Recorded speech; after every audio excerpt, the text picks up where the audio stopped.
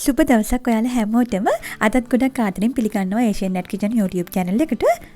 ඉතින් මේ උත්සව කාලේ නත්තල් මේස ලස්සනට හැඩ කරගන්න වගේම ලොකු පඩි අපි හැමෝටම ගොඩාක් රසට කන්න පුළුවන් විදිහේ රසවත් කෑමක් තමයි අද මම හදන්නේ. විශේෂයෙන්ම නත්තල් කාලේට හදන රසවත් කෑම බීම අතර අනිවාර්යයෙන්ම දක්නට ලැබෙන රසවත්ම කෑමක් තමයි කොකනට් බෝල්ස් කියන්නේ.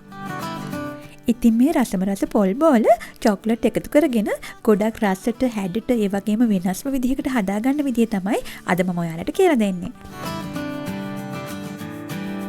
අපි දැන් බලමු මම මොනවාද මේකට අරන් තියෙන්නේ කියලා. මුලින්ම මම අරන් තියනවා වියලි පොල් කෝප්ප භාගයක්. ඉතින් වියලි පොල් අපිට වෙළඳ පොලේ නොයෙකුත් ආකාරයන්ගෙන් මිලදී ගන්න තියෙනවා. සාමාන්‍ය ලොකු පොල් කෑලි ඊළඟට සාමාන්‍ය පොල් කෑලි වගේම ගොඩක් කුඩු වෙන්න අඹරලා තියෙන වියලි පොලුත් අපිට වෙළඳ පොලේ ගන්න තියෙනවා. ඉතින් මම මෙතන අරන් තියෙන්නේ සාමාන්‍ය මට්ටමට කුඩු කරපු වියලි පොල්.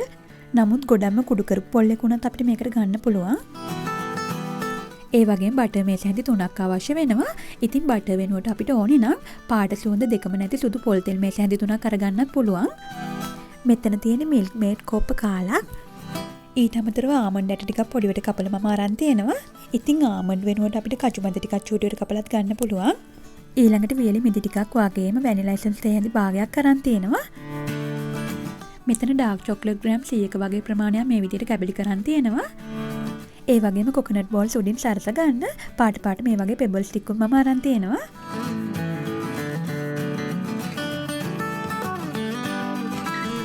ඉතින් අපි මුලින්ම මේ වගේ බෝල් එකක් අරගෙන අපි ගන්න වියලි පොල් කෝප්ප භාගෙ මේකට දාගන්න ඕනේ.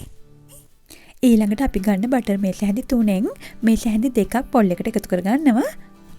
ඉතින් ඔයා බටර් වෙනුවට ගන්න සුදු පොල් තෙල් නම් සුදු පොල් තෙල් වලින් මේස හැඳි 2ක් මේ වෙලාවේ එකතු කරගන්න. ඊළඟට මිල්ක් මේඩ් කෝප්ප කාලත් මේකට දාගන්නවා. දැන් අවසානයේට පොඩියට කපාගත්තු ආමන්ඩ් ටික, වියලි මිදි ටික වගේම වැනිලා එසන්ස් තේ හැඳි භාගයත් එකතු කරගන්නවා. දැන් මේ සේරම ටික ගොඩක් හොඳට එකට මෙන්න මේ විදිහට කලවම් කරගන්න ඕනේ.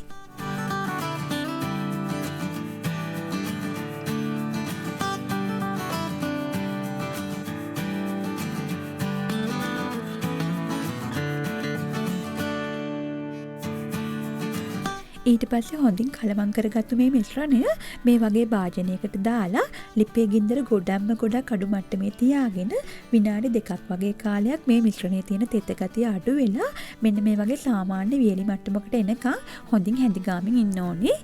මතක තියාගන්න ලිපේ ගින්දර ගොඩක් අඩු මට්ටමේ තියාගන්න ඕනි වගේම මේ මිශ්‍රණය ඕනවටත් වඩා වියලි කරගන්න එපා.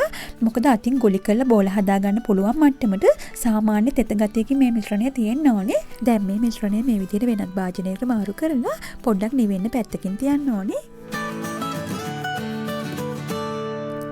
ඉතින් නිවුණයින් පස්සේ හැන්දකින් පොඩ මේ විදිහට අරගෙන අපිට කැමති ගානට ලස්සනට බෝල ටික හදාගන්න පුළුවන්. මම සාමාන්‍ය ටිකක් ලොකු බෝල තමයි හදාගන්නේ. ඉතින් මම මේ අරන් තියෙන ප්‍රමාණයන්ගෙන් සාමාන්‍ය පොඩි බෝල හදාගන්නව නම් බෝල 12ක් වගේ හදාගන්න පුළුවන්. ඉතින් මම සාමාන්‍ය ලොකු බෝල 8ක් මේ විදිහට හදාගත්තා. දැන් අපි හදාගත්ත බෝල ටික සේරම විනාඩි 10ක් 15ක් වගේ කාලයක් ෆ්‍රිජ් එකේ තියලා අරගන්න ඕනේ. ඒ අතර අපි ගන්න චොක්ලට් ටික අපි හොඳින් දිය කරගන්න ඕනේ. ඉතින් මම නම් චොක්ලට් ටික මේ වගේ භාජනයකට දාලා ලිපේ ගින්දර ගොඩක් අඩුවෙන් තියාගෙන තමයි දිය කරගන්නේ. එහෙම නැත්නම් වෙනත් ලොකු භාජනයකට තද රස්නේ වතුර එකක් දාලා මේ භාජනයේ වතුර එකේ බස්සලා ඩබල් බොයිල් ක්‍රමයටත් අපිට දිය කරගන්න පුළුවන් චොක්ලට් ටික. ඉතින් චොක්ලට් එක මේ විදිහට හොඳින් දිය වුණායින් පස්සේ අපි කලින් ඉතුරු කරගත්ත බටර් තේ හැන්ද චොක්ලට් එකට මේ වෙලාවේ දාගන්නවා. ඔයා බටර් වෙනුවට ගත්ත සුදු පොල් තෙල් නම් ඒකෙන් තේ හැන්දක් මේ වෙලාවේ දාගන්න. මේ විදිහට අපි චොක්ලට් එකට බටර් හරි සුදු පොල් තෙල් හරි දාගත්තාම චොක්ලට් එක කැටි වෙන්නේ නැතුව සාමාන්‍ය වෙලාවක් දියාරු ගතිය තියාගන්න පුළුවන්. දැන් බටර් ටික හොඳට කලවම් කරලා ලිප ඕෆ් කරලා දිය කරගත්තු චොක්ලට් එක වෙනත් භාජනයකට මාරු කරගන්න ඕනේ. දැන් අපි ෆ්‍රිජ් එකේ තියාගත්තු කොකනට් බෝල්ස් ටික එකින් එක මේ විදිහට අරගෙන වටේට මෙන්න මේ විදිහට හොඳට චොක්ලට් තවර ගන්න ඕනේ. ෆ්‍රිජ් එකේ විනාඩි 10ක් තියලා අරගත්තාම කොකනට් බෝල්ස් ටික මේ වගේ හොඳට කැඩෙන්නේ නැතුව ඉහිරෙන්නේ නැතුව හොඳට සෙට් වෙලා තියෙනවා. ඒ වගේම මේ බෝල ටික ෆ්‍රිජ් එකේම තියාගන්න ඕනේ නැහැ. මොකද අපි කලින් මිශ්‍රණයේ තෙත ගතිය යන ලිපේ තියලා හොඳට රත් කරගත්ත නිසා බෝල ටික එළියෙන් විනාඩි 20ක් 30ක් වගේ කාලයක් තිබ්බත් මේ විදිහට හොඳට කැඩෙන්නේ ඉහිරෙන්නේ නැතුව තියෙනවා බලා ගන්න පුළුවන්.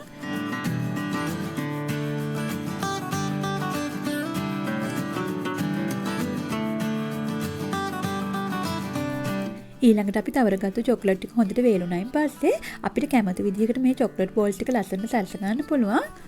ඉතින් මම නම් කරන්නේ මම කලින් දිය කරගත්තු චොක්ලට් එකෙන් පොඩි ප්‍රමාණයක් මේ වගේ ඉතිරි වෙලා තිබුණා.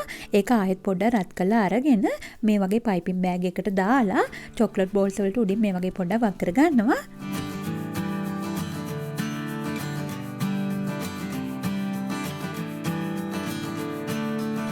ඊළඟට මම රතු කොළ පාට දෙකෙන් මේ විදිහට pebbles බෝල් ටිකක් උඩින් තියලා තවත් ලස්සන කරගන්නවා.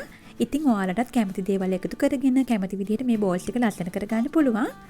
ඉතින් ඔයාලට නත්තල් මේසෙ සරස ගන්න වාගේම ඕනම උත්සව අවස්ථාවට ගැලපෙන විදිහට මේ වගේ ලස්සනට ගොඩක් රසට පොල් මැදුණු මේ වගේ ලස්සන චොක්ලට් බෝල්ස් ටික ගෙදරදීම පහසෙන්ම හදාගන්න පුළුවන්. ඉතින් උත්සව කාලේට හොඳට ගැලපෙන ගොඩක්ම රසවත් කෑමක් තමයි මේ චොක්ලට් බෝල්ස් එක. මේ බලන්න ගොඩක් ලස්සනට වගේම හොඳ සොෆ්ට් ගතියටත් තියෙනවා. ඉතින් ඔයාලා අද මගේ වීඩියෝ එකට කැමති නම් ලයික් කරන්න, කමෙන්ට් කරන්න, ඒ වගේම තවත් යාළුවන්ට බලන්න ෂෙයා කරන්න.